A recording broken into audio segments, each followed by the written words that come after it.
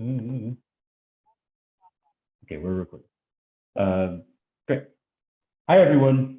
This is Max. I'm in Berlin, and I'm joined today by my friends and with the.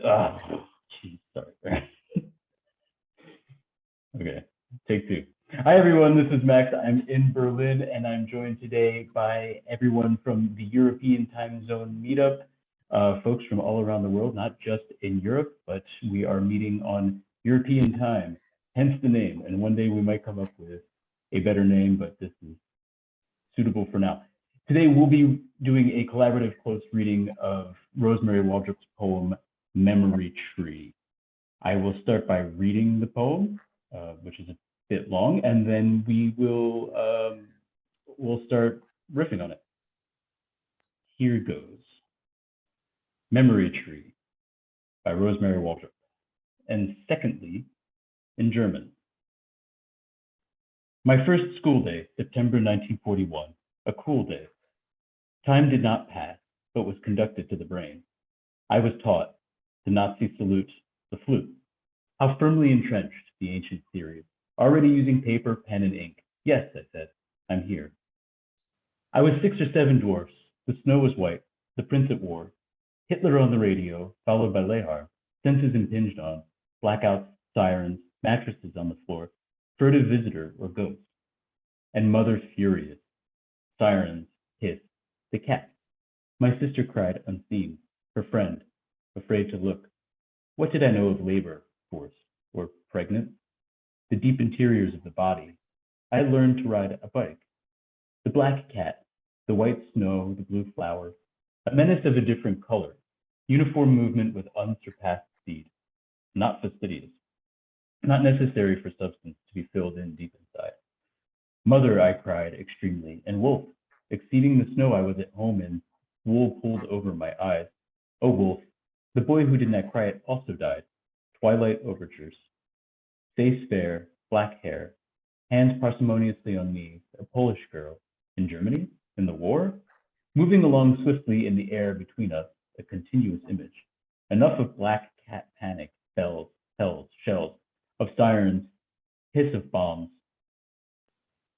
A long life of learning the preceding chapter, that my soul in blue jeans, my mother in childbirth, my rabble of hopes in German, east of expectation, west of still waiting, in bed with an antidote, eating of the tree, leaves falling before the fall, through a hole in memory. The fruit puckers new problems, but doesn't quench the orchard long abandoned.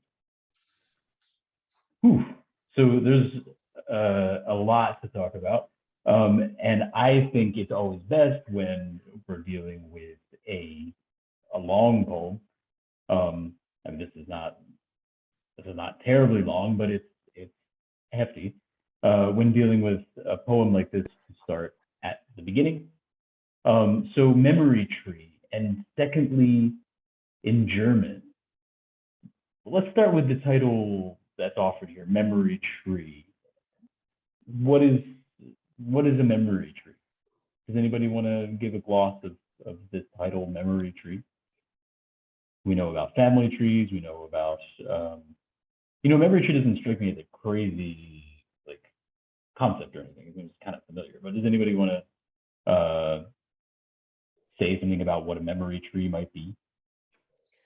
I think that it might be partly that it was very hard to think about these memories, and that in a way, I mean, she didn't write this until, what would she have been, 70 or so? Yeah. I know you said start at the beginning, but a long life of learning the preceding chapter. For me, the idea of the tree here is that it's had to grow slowly. It's had to digest all these things. It's had to put out all the branches and the leaves and find some way with dealing with all this stuff. Because as you get older, because I'm that kind of age now, stuff that you've managed to ignore all your life comes at you a bit. And so for me, a tree feels like a really good way of dealing with stuff, of sorting it out, of letting it grow, of seeing it differently, renewing it. And a tree, that's nice, Jenny. And a tree also takes a long time to grow, right? I think that's sort of embedded in what you're saying, that there's this process of letting this thing come into being. These memories of this actually very difficult time that are decades in the past for by the time she's writing this. I think it's interesting that you also cued us into that penultimate stanza, A Long Life of Learning, the preceding chapter, and how for you that's very close to or there's something about that feels beginning like or something, right? Since you said since you started, since you kind of went there, it's like the kind of moments to point to as part of thinking about what the memory tree might be. Any other comments? Anybody else want to? Kat?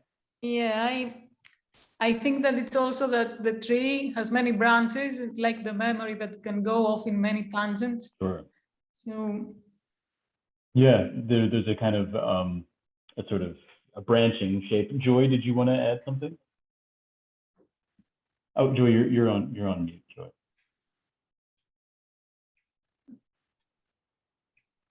I pretty much had the same one about many branches. Yeah, the branches, and of course trees also have roots, and that's why and trunk, right? So trees always provide this very compelling shape for thinking about relationships, which is why we speak of family trees, of course. Stanley? Yeah, I just got that. Since she said she wrote it when she was 70, well, she lived through all those things, and so we're looking at it through that looking glass of having lived through those things. Right, yeah. So she's right. These are memories that she's lived, and then she's come, many years, from that point. By the time she's writing this, and by the time she's like assembling this tree, or I mean, I guess we could talk about what exactly she's doing that it feels tree-like here. We've talked a little bit about, the branches of memory and stuff. I mean, is she kind of is she letting the tree grow, as Jenny suggested, or is she doing something else? Anybody want to? One of the things I find so interesting is that what Jenny said before, the tree, but the nutrients are all those bits and pieces of stuff, like the Hungarian musician on the radio, Hitler on the radio, or the nursery rhymes, the biblical references. All those are not what she lived exactly, but what fed her, the nutrients for her memory. And the tree takes up nutrients from the earth and from the air and from the light. So I think it's really an interesting thing that Jenny brought up. That's a really good point. Yeah, like there's these sorts of collisions of memories, right? This is clearly not. She's not setting out the facts of what happened to her in 1941 in Germany. She's combining facts with other non-fact like things in order to produce something that is kind of like closer to memory maybe than a text than a history, say, right? This is not a history of what happened in September of 1941. This is a memory tree of what happened. And so Mary, you're talking about or you were adding to what Jenny said, kind of about this poem maybe being a tree, kind of coming into being, growing as a tree. But I wonder if there's any other way of understanding the tree. Caroline, do you have something to add here? Yeah, I was going to say, I mean, I agree with you. It's not a history, but one does get a sense of her wanting to bear witness to how it felt to be a child in 1941. And she's not approaching it directly. She's coming in slant ways with the fairy tales and everything. But I do And memory tree feels almost like it's a compound word, like German has compound words. I don't think it is, but there is a kind of a memorial sense to the poem to me as well. Mm. That's yeah, the idea of a memorial is interesting. Sure, Nancy, did you were you chiming in a second ago? Yeah, I wanted to say, I feel like she starts at the beginning, my first school day, and then she branches out. Like the memories, they branch out, and that it does feel tree-like. And then she, she like goes out, and then she comes back in the end, like she does her whole tree all around, and then she comes back in the end with a long life of learning, and she kind of like brings it all in and buries her roots again. And I liked it a lot. Mark, did you have something to... Yes, I would like to get back to the tree. To me, the tree is such a wonderful image. I agree that it stands for something that grows, that develops. She develops. She talks about her development through school, a long life of learning, as she puts that. That's one idea. Then the tree also resembles something that is stable. It has roots, it has stem, the branches. That could be history, her past, what she remembers. And yet a tree also is a bit unstable. When wind comes, when a storm comes, then it changes its form. And I think that's what's also going on in the poem, that like these leaves of the tree, they hide something, then they reveal something again, and that is also what's going on in the poem. Super. Yes. Kat, did you want to chime in a second ago? Okay, you're on mute. I just wanted to say that I Googled it, and there is actually a memory tree. It's used in memorial services, and people hang notes from the branches saying something about the deceased. And it's very like the poem, like each stanza or phrase is like a note, noting something from the memory. Yeah. And I think that's I think that there's a long history of trees being used in this kind of like ritualistic or memorial way. I mean, the contemporary Christmas tree is also a tree that people hang things on, and that the shape of the tree allows itself for this kind of, let's say,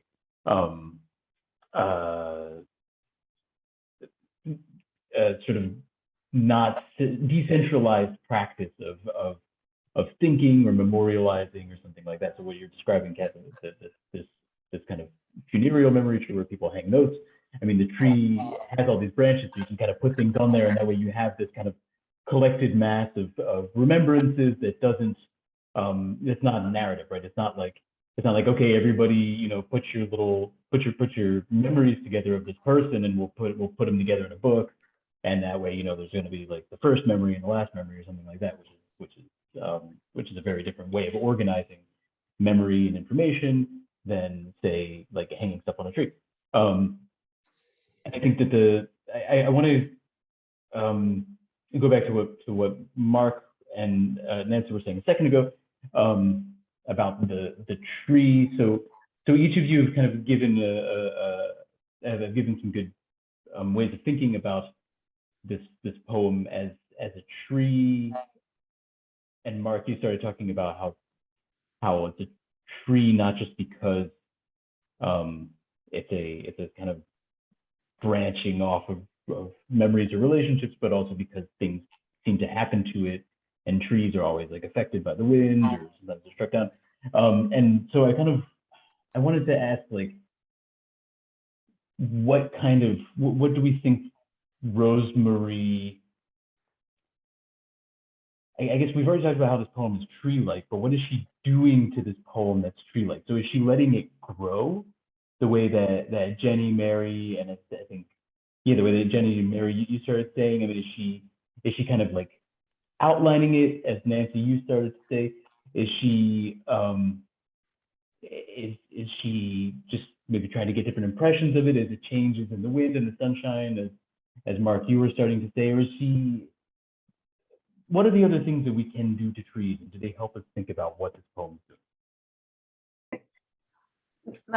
Mary. Yeah, well, the funny part I thought is a memory tree. Everybody's contribution really interesting, but it's a tree growing.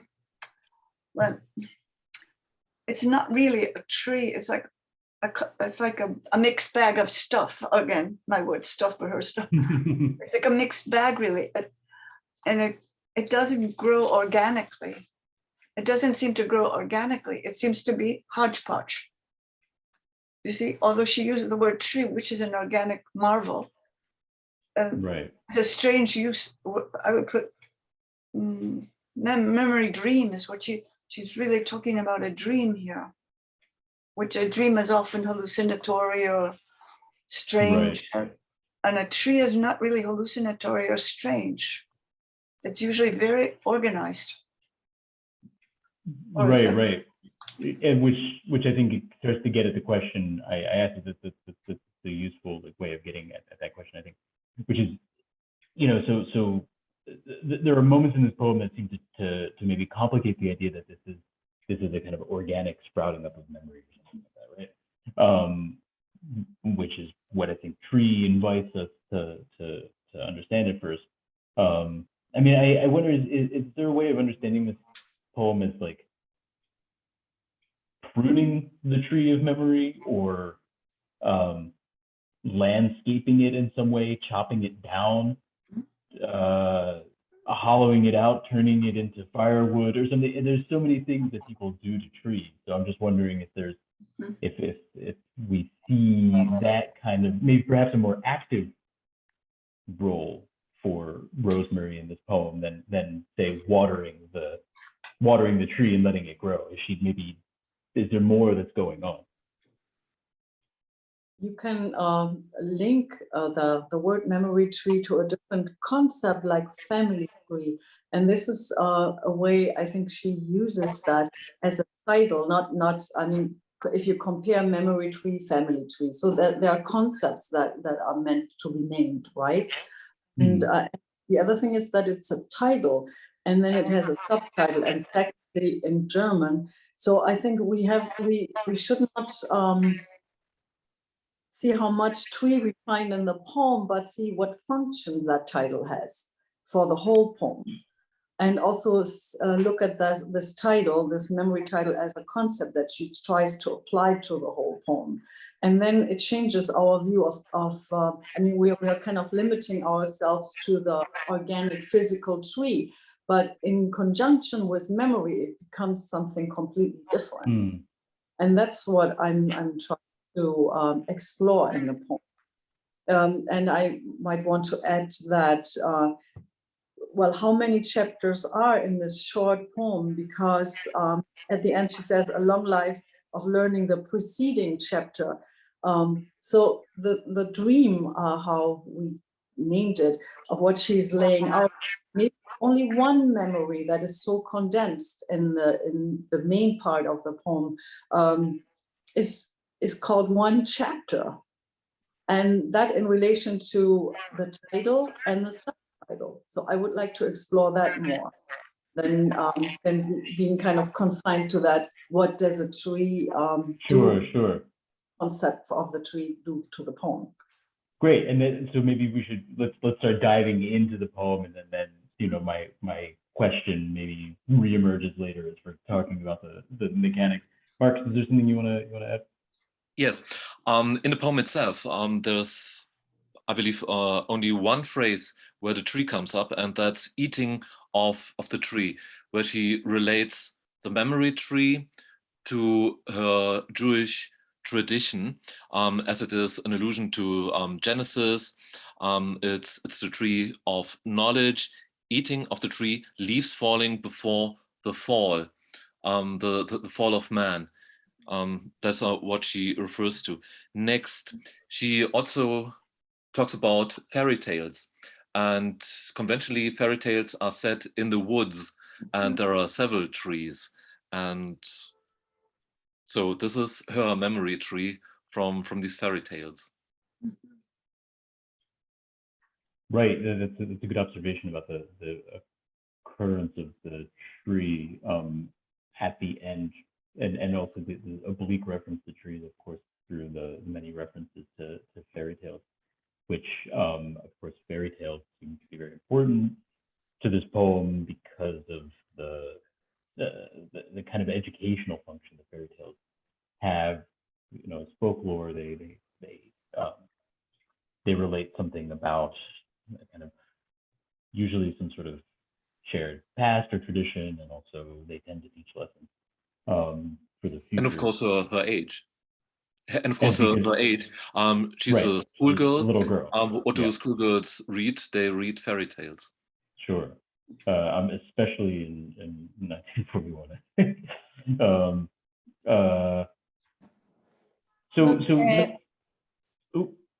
Kat, yes. Yeah.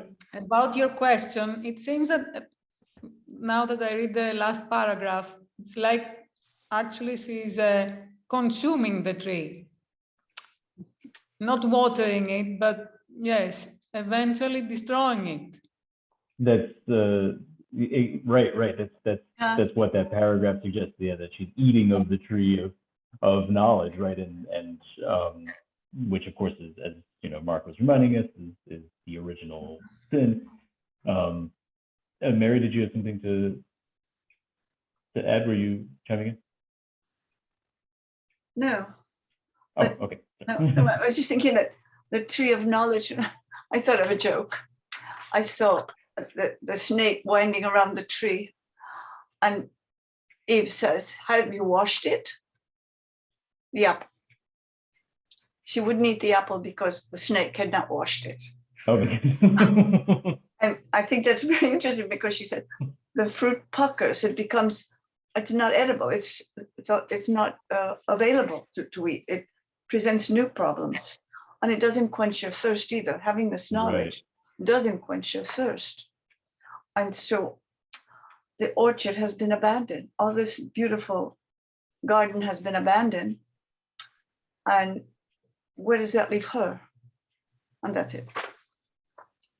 I love this line: the fruit puckers new problems, but doesn't quench. I think that's so that's so crucial. And I think that we're so far, as we've been dipping our toes into this poem, we've been going to this last section that comes after this asterisk, which is, you know, these last two stanzas are set off from the preceding chapter, as it were. So maybe we want to talk a little bit about what these, you know, by way of kind of coming through the poem in a sort of circle or at a different angle, talk about what these two paragraphs are doing that are offset at the end here by this asterisk. The one about the preceding chapter, and then the one about the tree, and maybe why those are, we're talking about those first as guides to the rest of the poem, or why they feel so important to thinking about the idea of the memory tree to begin with. So Mark already talked to us, or already, you know, brought to our attention a little bit about the, you know, the reference to the tree, and Suzanne, I think you were talking a bit about the preceding chapter here, and what that means for the poem. But does anybody else want to talk about these last two stanzas, and why are they set off by an asterisk? What are they doing here? What is their relationship to the poem? Nancy, did you? Yeah, I think the asterisk sets off the past with the present. And I think that I feel like she's sitting there and she's written all of these memories down, and she's all of these little leaves of memory. She's put them down and arranged them into a tree. And she, for her, that's eating of the tree. This writing down of her memories, it's the eating of the tree. And the leaves are falling before the fall, meaning she's giving her memories here before she isn't here anymore to give those memories forward. And through the whole of the memory, through a hole and into memory, the fruit puckers new problems, but doesn't quench. There's things she doesn't remember exactly right. And she's not sure what's there and what's not there. And then she realizes that the orchard is long abandoned. that's way back in the past, and this is her present now. And I could imagine her writing that last, the orchard long abandoned, and then standing up and walking away from her desk. Poem finished. Okay, good. Mhm. That's such an interesting. Really Oh, good. Mark, do you want to add something here before? Yes. The first thing I noticed was the asterisk, and it is so reminiscent of Jewish poetry, psalms. They are also written in the same tradition. You have two verses that are split up with an asterisk, which means a pause, and also here the asterisk is the pause. You have a parallel structure in psalms. It starts with one idea, and then it continues with that idea. It can be the same idea, it can be the opposite. And here it is about learning, it is about education. It starts with her first school days and all her associations. Then you have the pause, and then that verse continues with a long life of learning. She continues talking about learning, and she relates that to Adam and Eve, the tree of knowledge. They also learned something. They learned that they were nude, and what was going on around them. And talking about Psalms, that is Jewish poetry. And what do we have here? It's also a poem in a Jewish tradition. Mm. That's I kind of want to triangulate your two observations, Nancy and Mark, into like a new line of inquiry. So Nancy, you're to recap what you were saying, there's this this depletion of memory that's taking place over this poem, because if we understand as being in the present, at the end she's saying, you know, she sat down to like go to the orchard of memory, and then she gets there, and while she clearly has a lot to write about, the end, the fruit is sour, it makes her thirsty, and the orchards are abandoned. There's nothing really to eat anymore anyway. She kind of eats it, and then it's gone, it's done, and then what else is there to do? Which is an interesting way to think about memory, especially a project like this. And then Mark, you're talking about Psalms and a Jewish poetic tradition, which is if we talk about the actual historical context of what this poem is about, is that's a complicated and fascinating move for her to make. So I kind of want to talk, I guess, I want to use both of your comments as a way into the memories she's actually writing about. And so what does it mean to be writing about this, life in Nazi Germany with this psalm structure? And also, is there something about these memories that makes them so into a kind of abandoned orchard, as Nancy, you pointed out, maybe more so than other kinds of memories? Say, if this poem were about like, I don't know, a trip to San Francisco in the 70s, would it end in the same way? Is this a fundamental quality of remembering that we kind of, we eat of the tree and we pucker and then we abandon the orchard, or does it have something to do with these very specific memories? I personally think it's a quality of memory, and the further away it gets from you, the more it takes on this quality. You remember, at some point, you just remember yourself remembering. You don't even really necessarily remember the actual thing that's happening to you. That's my quick opinion. So even if she was not a young woman living in Nazi Germany, but say, she was a young woman living in Indiana or something in the 40s, from this time, with all that time away, it would still be more or less the same effect, because it's just the effect of time and distance. Kat, did you have something you wanted to add? Yes, now that we talk about it, it reminds me of an artist, a German artist called Anselm Kiefer. I don't know if you know him. Anyway, he makes these landscapes of trees, like fallen and burned trees and dried flowers, and it's all about German memory. And it's very German in a way. I mean, this, because not usually, we can think of memory as something very rich and colorful, but it's the opposite. It's like yes, a burnt or dried memories. So they kind of fits with the abandonment of the orchard. Jenny, did you have something to add? I really like what other people have just been saying, which has given me a new view of it. But I also think that the fact that she was born where she was when she was very specific to this poem, that in a way that perhaps she was driven to write it, because it looks at a time in her history and in German history that was very difficult. And it also, the thing that comes through it, and the thing that she spoke about in the ModPo discussion, was that all the time she never really knew what was going on, that all these things were happening around her and nobody would give her any explanations. And she talks in the poem about wool being pulled over her eyes, and her sister being afraid to look. That the poem is as much as anything about what she doesn't know as it is about what she does know. And the way that she approaches it with the repetitions and the changed repetitions all the way through it, I think hold it together very well. But I would disagree that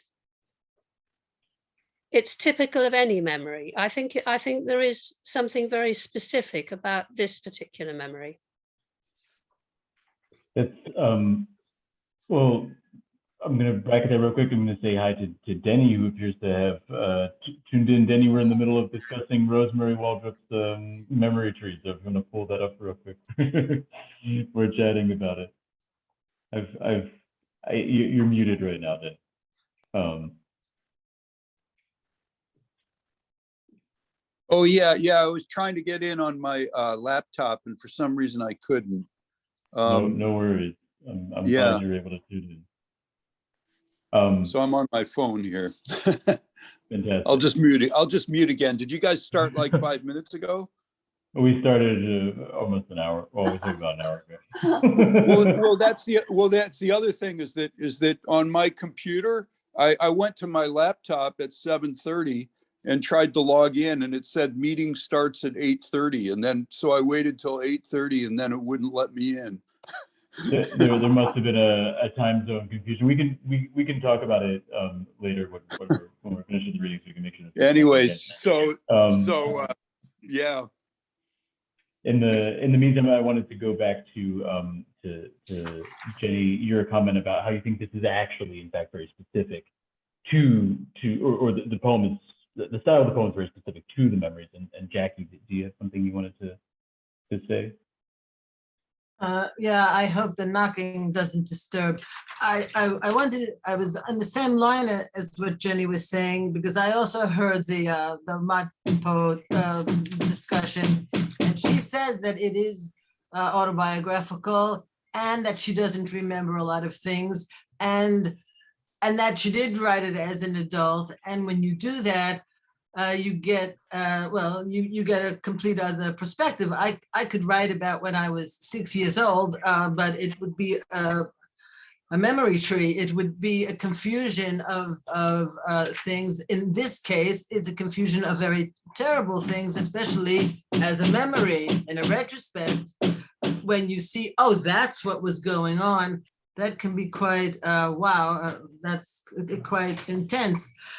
And she also said, or somebody else also said, and I'm discovering it every time I read these last two paragraphs, or after the asterisk, you can understand that in so many ways, it's everything can mean so many things that it makes it kind of fascinating, because everybody's answer is right and yet everybody's answer is different. And that's what you have to read it 5-6 times before you can say, aha, I think I know. I think I can start to appreciate. It's a very difficult poem, especially those last 2 lines. But there is the woman and says, yes, this is what I remember of all of this. And this is what I have to say. And again, if we go back to this, that's what I have to say. I'm still puzzled completely by the multitude of ways that you can read those last 2 sections.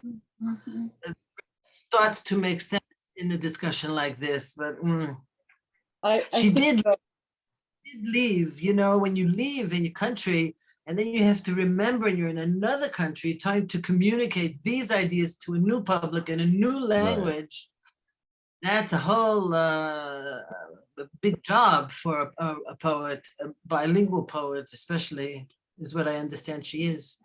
Yeah. Sorry, who Jackie, can I just jump in? I agree with you that you can read it in so many different ways, and everybody has a different way of reading. And I would like to ask the group maybe to feel it out and see what kind of emotions come up when we read the last 2 passages, because that is a universal way of understanding when we talk about the bilingual of this poem, that she has this experience in German and she writes it in a different language. But the emotions that she conveys are something that we can all feel as readers. And so that would be something for me. For me, there's a little bit of a loss towards the end, that there's nothing that can be resolved, really.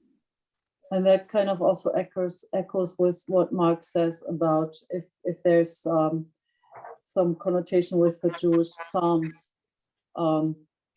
that she's building that into the poem, the tragic of what happened during Nazi Germany. She builds that into the poem quite hidden. It's I think you've posed this a good exercise here, Suzanne, to dive into some of the emotional content of this poem, which there's a lot by nature of what she's talking about. I mean, it's already emotional, as for lots of people when they're older, to be recalling their childhood, and especially the political context in which she grew up here. Should we? Yeah, Mark. I would like to get back what Janel said, and I agree completely on what Janel said. And maybe I contradict a bit to Susanne's statement. The poem starts my first school day, September 1941.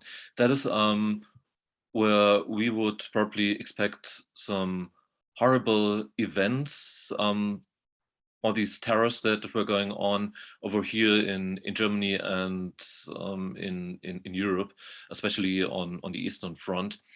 But what she remembers, these are beautiful things. She starts with the dwarfs taken from fairy tales. Maybe she identifies herself with the dwarf as she is a little schoolgirl. She has the prince. She mentions Franz Leher's operettas. They are also beautiful. They are in contrast to what was going on in September 1941. Okay, the wolf, the black cat. She talks about fairy tales. It's such a wonderful world, a wonderful realm that she enters, and she doesn't really confront herself with the terrors that were going on, although they come in when she talks about her mother. She cried. Then that Polish girl, was that?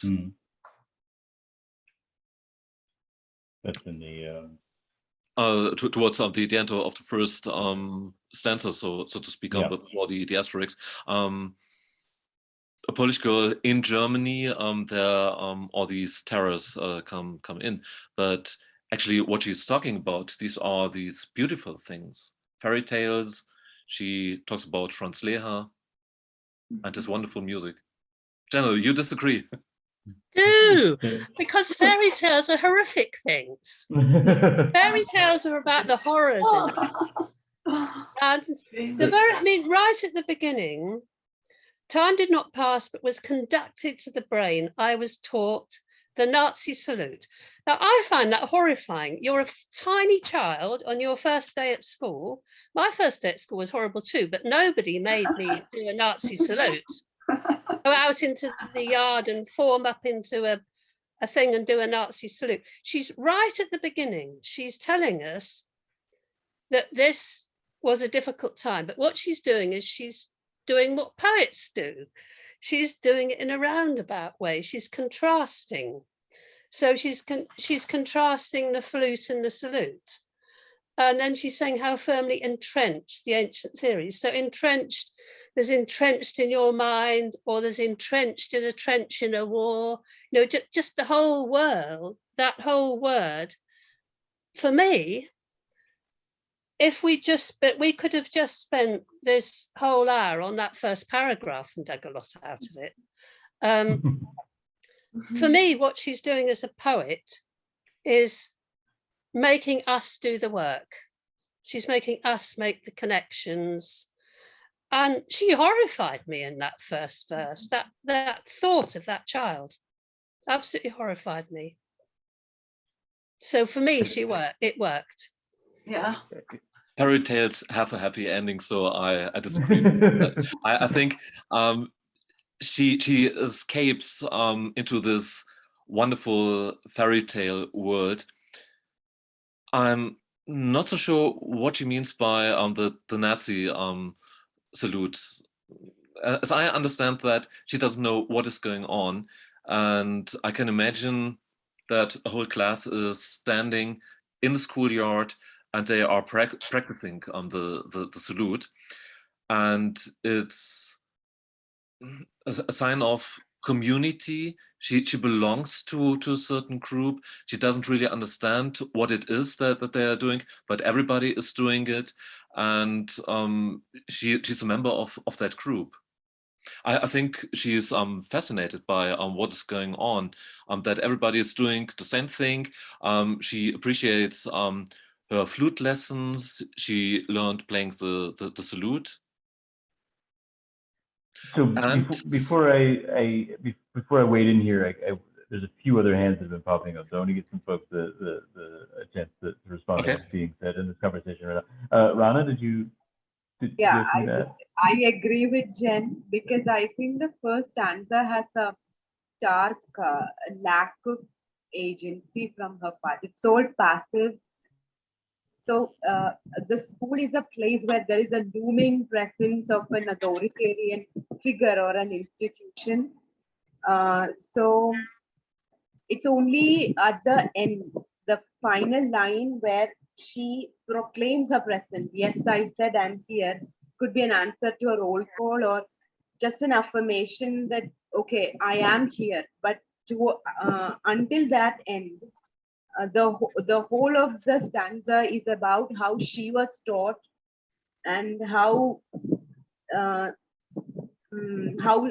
time was conducted to the brain. So there is that irony of how in a school time is so structured. It comes from one period to the next, to the lunch time, and then it goes. So it's all very structured. So I think it's about how the institution and a particular doctrine takes over your brain. So I feel the tone is rather grim than positive. Time being conducted to the brain is an intense image. Caroline, I thought I saw your hand float up a second ago. Yeah, I wanted to come in about the Nazi salute, because I'm kind of changing my mind about what she's very much leaving it to the reader to decide what that's doing in the first stanza, isn't she? Because she's sort of, I was taught the Nazi salute, the flute. So she's sort of slightly underplaying the Nazi salute. She's putting it in the same category as a music lesson, in a sense. But writing this poem as an adult, she knows if you put a child in the first day at school being taught the Nazi salute, everyone will go, whoa. So it's kind of ambivalent, isn't it? It's very ambivalent. Did anybody else want to tune in here on this rather exciting controversy? Suzanne? Yes, I just want to. No, oh, you can go on. Suzanne and then Julia. Just a very brief remark, especially with the Nazi salute and the flute, that she was a really avid flute player herself. So that's something that she really loved and something that she probably really despised, even though she wasn't sure about it when she was little. But then the whole thing is also a reflection from years as she reflects now, she has to write it down as a poet, and this is how she chooses to write it down, with something that was really dear to her heart, the flute, and that's that strange entity that entered her life, the political the Nazi presence. Julia? I have a question here. Oh, and yeah. The idea, how firmly entrenched, comma, the ancient theories. What could that mean? Because she's a child. She's a child here. Why would she say ancient theories? Let's bracket that for a second, and Unia, I'll let you chime in real quick since I know you had something to add, and then we can come back to the ancient theories. It's nothing big. I just wanted to say that I think it's really important to emphasize the confusion that she feels, because I think with all of the, the Nazi salute and everything, and even the ancient theories, it's all very like a firm frame that she is given as a child, and also like all this order that she must feel in her everyday school life, and also like also the fairy tales, they give her this kind of frame through which she can see all of the environment. But at the same time, she is very confused, as you are as a child, because you don't really know who you are. And I think that's really shown in the sentence, I was 6 or 7 dwarfs, which I think can be just seen as an allusion to, Snow White or anything. But she isn't even sure if she's 6 or 7 dwarfs. She doesn't know anything really, but she's confronted with all of those horrible things already. So if I may make a synthesis of the various comments that have been made, well, actually, I'm going to rephrase your question about the ancient theories, Mary, as a way of trying to get an account of the various and even diverging readings we've had here of this very first part of this very complex poem. So why would she say something like ancient theories, or to say something like ancient theories begs the question of where is the author here in location or relative to the persona, the speaker of the poem, and the character, let's call her the main character of the poem, Little Rosemarie. Where is the author in relation to this person? And so I think we have some folks who are saying, well, the author is back in that time, trying to relate this childlike view of what's going on, right? And almost like a way that doesn't have the same force of judgment that we would expect from somebody writing this poem many years later, right? Like maybe something like the perspective of a little kid in 1941 who's kind of like I don't know that all of this is wrong, right? Like, because I'm a little kid and this is my society. This is just what we do. Or is she close? So is Rosemarie the poet, Rosemarie the character in the poem, or is Rosemarie the poet, her contemporary self, looking back on this time and being like, yeah, and they taught us all of these ancient theories about like how great we were and stuff, but I know that now, right? So when I say stuff like about when I relate the Nazi salute to the flute, or when I talk about Snow White in the context of this, like I'm actually this is a provocation in some ways, right? As Caroline, were you saying that? I think talking about like with how that's like a very provocative gesture at the very start of this poem, right? So where is the poet in relationship to her younger self? Is she back? Is she trying to get back there, or is she many years later? Is she somewhere in between? Is she both at the same time? Is she sometimes one, sometimes the other? Cat? I think that what she says, that time did not pass but was conducted to the brain, is how she feels. It's like that there is this halt of time, like it's eternal and she's still there. Maybe. And this thing with the ancient theories, it also connects to that time did not pass. That it's all, yes, that as the Nazis were looking back to the ancient Greeks, for example, they were saying that they're as big as them, whatever. Right. Yeah, this eternal time. Yeah, or time being conducted to the brain feels like a right, or there's some kind of like teaching of history maybe or something that's taking place there. I'm sure. It's like else? It's also a bit this rhythm, the Nazi rhythm, and she's also talking about being taught the flute. So it has to do with this steady rhythm and the steady passing of time as taught, or something like this.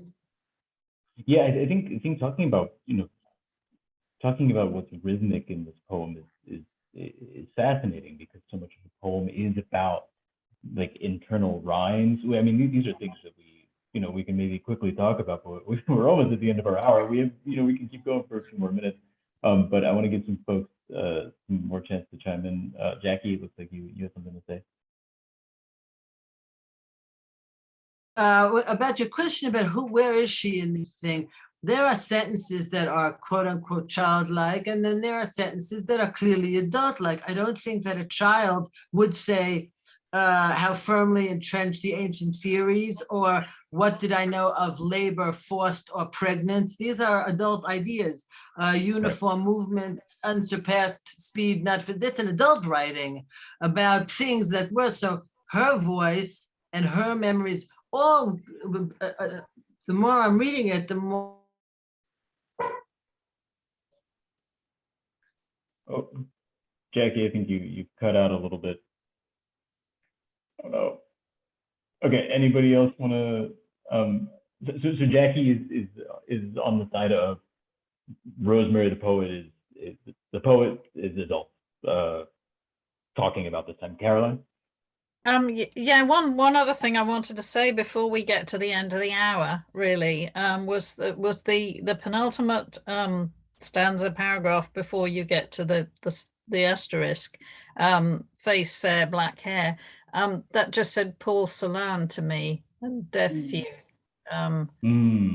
See all these other influences coming in, and reading this as well, and hearing her read it, you could hear the German and the English kind of colliding and mixing, because she the Nazis salute the flute. That's an English rhyme that she's using there.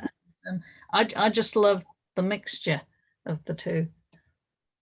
Can I suggest that everybody goes and looks at the ModPo broadcast, because Rosemarie talks in it there about some things being true and some things not being true, but she's very specific about the fairy tale element.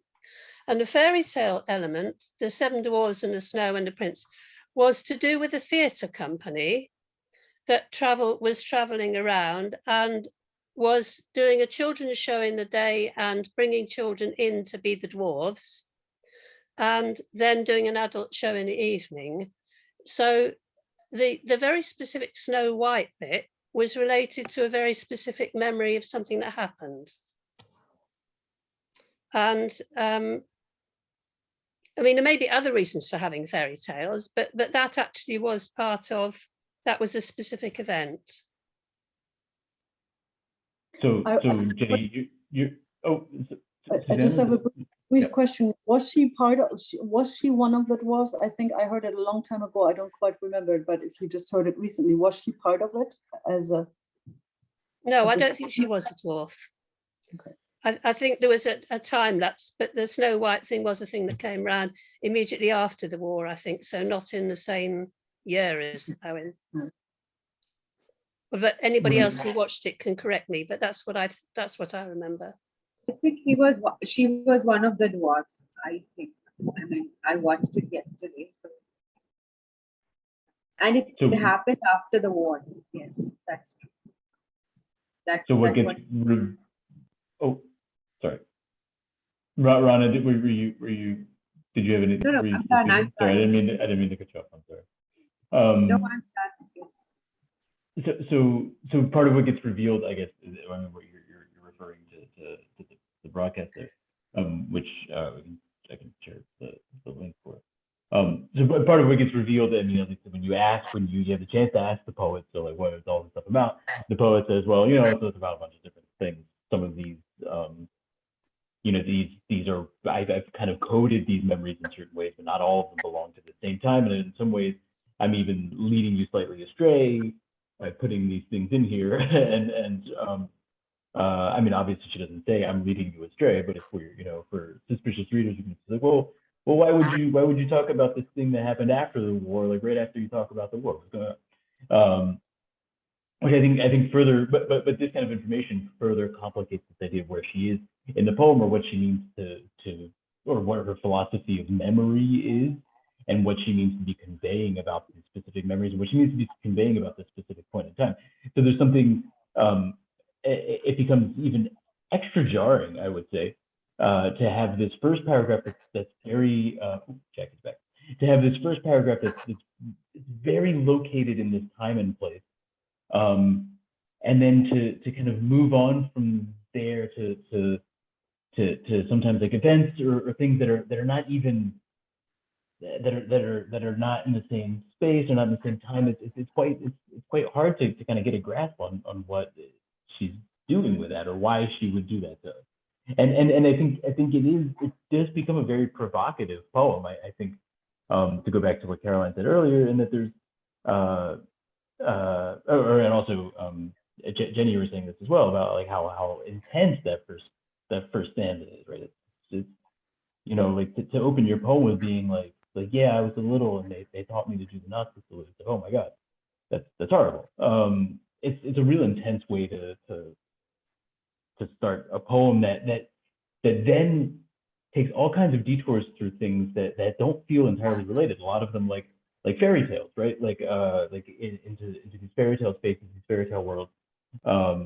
Of the 6 or 7 dwarves, which is a coded reference to something that's not even taking place at the same time. And so there's like what do we make of the tone? I guess by way of like a sort of final words here, what do we make of the tone of this poem and the way that it kind of treats its very serious subject matter? I don't think it's a frivolous poem at all. I think it's the many detours through kind of fantastical imaginary scenes and the lots of plays on internal rhymes, I think, are actually extremely relevant to what it means to do. I think that it's not trying to just be provocative by being like I rhyme salute and flute or something like that. Mark, did you have something to say? Yes, I think time doesn't really matter. As she says in the first line, time didn't pass. So she has no real feeling anymore for time, and it doesn't really matter whether this performance with the dwarfs happened later. Time did not pass. Her memory exists in that huge time span. So the first day of school is in the same time span as a long life of learning, and her memories about eating of the tree and the fairy tales and the performance of the dwarves. Thanks, Mark. Anybody else? Oh, Suzanne? Yeah, I just really feel like if this is how she accesses, I want to talk about how she accesses this memory. And I think there's one memory that is standing out, and that might be, I'm reading it like that, this very traumatic experience of her mother giving birth. And it could have been a home birth somehow. It's not really clear, but this is what brings this whole thing about, you know. But if she's remembering her childhood, there's this one experience that stands out, and we haven't talked about that yet. And we talked about the first stanza, basically of how many, 6 or 7, 6. And there's 5 more to come, and they're completely elusive at this point, right, where we are in the discussion and we're almost at the end. So I would really love to hear what people have to say about that. I guess that's another good invitation for a sort of final words round of just like, is there a moment that we could have talked that you wish we had talked about in this last hour that we didn't? Because it's true, there's so much to say about just the few parts that we zeroed in on that it's like, my God, you're right, we actually missed most of the poem. I really find a very strong this I was 6 or 7 dwarves, and the snow was white, and the prince at war, because it sounds like it's the whole of the poem, which goes like this. It mixes fairy tale and reality, and in her reality at the time, probably there were no fairy tales. It was just a harsh reality. I think to add to that, I think it's also really interesting that the fairy tales, I mean, I think they were a big part of her childhood, but I think maybe in mentioning them in the poem, she's kind of reclaiming them in a sense, because now she's telling the story, and her childhood probably felt very much like it was controlled by others, it was controlled by all of the things that were going on, the war and the people. And I think by mentioning the fairy tales now in the poem, when she is telling her story in her own words, in her own time, that she can kind of make them her own in a way, because she's not retelling Snow White. She's taking aspects and adding them here and there. 6 or 7 dwarves, she's not sure. So I kind of think she's reclaiming her childhood in a way by retelling the fairy tales differently.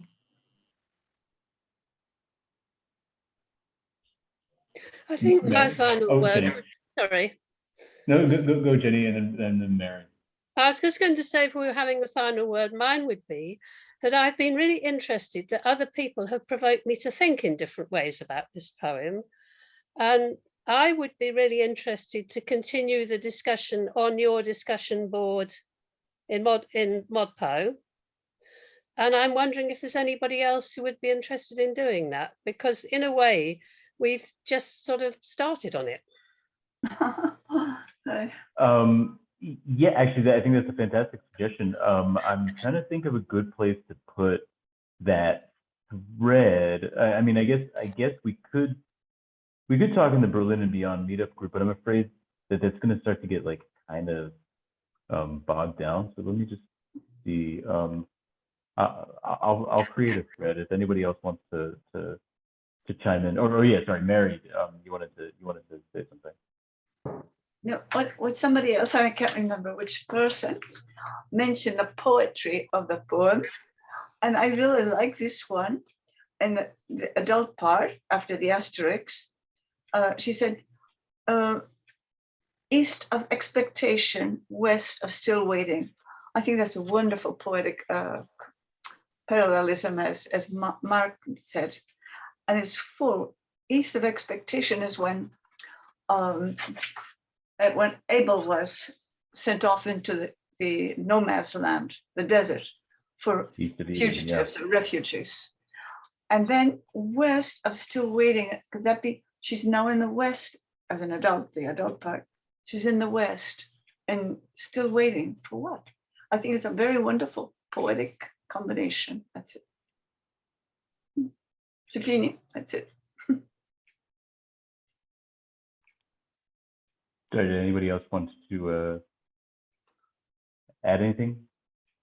I'm personally interested in the boy who cried wolf stanza, or the girl who cried wolf. Mother, I cried extremely in wolf, exceeding the snow. I was at home and wolf pulled over my eyes. Oh, wolf. The boy who did not cry it also died. Twilight overtures. That's the geez, that's such a beautiful, puzzling stanza. And I don't like most of this poem. I don't know what to make of it. Other than I think that there's I think that stanza really encapsulates the dynamic that this poem is working with of blending these memories with fables, with the harsh reality of what was happening at the time, and in the ways that it was sensible for her as a child.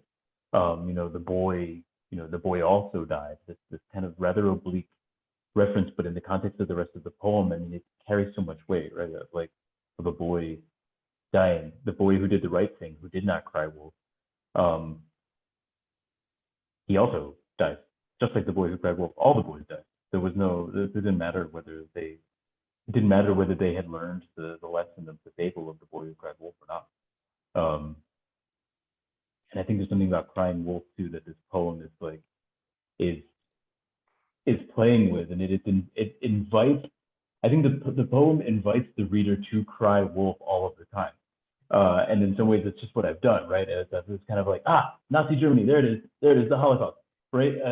Once again in that line where actually it's not present at all. And so I've kind of become the boy who cried wolf in reading this poem by wanting to be like, okay, you set me up to uncover these references throughout this poem to your childhood, that was in this that took place in this time and place that everybody knows something about. Everybody knows it was really bad for lots of people. And so, we're sort of set up now to kind of look at that and see that everywhere in the poem. But in some ways, the poem's kind of it's sort of resisting that too, right? It's kind of like, it's being like, well, no, this is just a stanza about a boy who cried, wolf. It's just like a little kid. It's not really, it doesn't have anything to do with any of that. It's complicated, and it kind of it plays with you. Any other last comments or two before we wrap up, because we're now well over our time, and this is going to be a huge video to upload.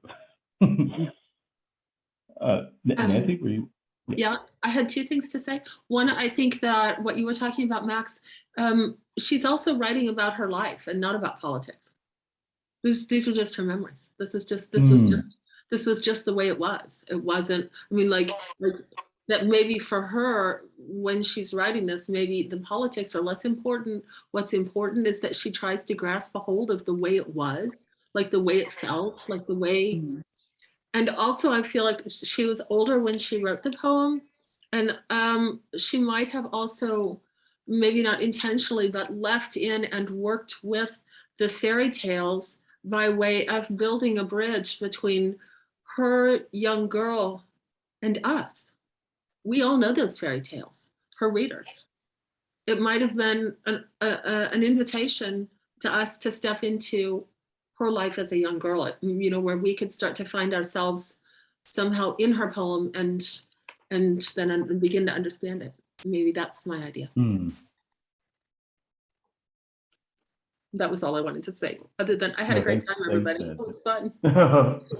No, thanks everyone for such a fantastic discussion. That I'm glad we didn't try to